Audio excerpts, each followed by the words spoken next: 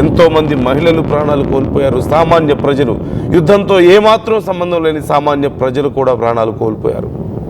ఇప్పుడు గతంలో చేసినటువంటి పాపాల కంటే మరింత భయంకరమైనటువంటి పాపాలను చేయబోతున్నారా? ఒకవేళ అలాంటి ఆలోచన కానీ ఉందా? తమ దగ్గర ఉన్నటువంటి అమ్యునేషన్ రెడీగా పెట్టుకోవడంలో తప్పులేదు, కానీ ఒకవేళ ప్రయోగించాలన్న కారణంతో ప్రయోగించే ఉద్దేశం కనుక ఉంది అంటే మాత్రం ఖచ్చితంగా చరిత్రలో ఇప్పటికే 2 సార్లు చేసినటువంటి తప్పుని దిద్దుకోలేక ఆ అవమానాన్ని భరిస్తూ వస్తున్నారు, ఆ బాధని భరిస్తూ వస్తున్నారు.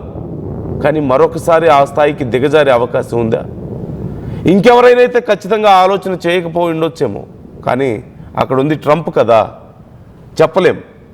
ఏమైనా చేయొచ్చు, ఏమైనా జరగవచ్చు.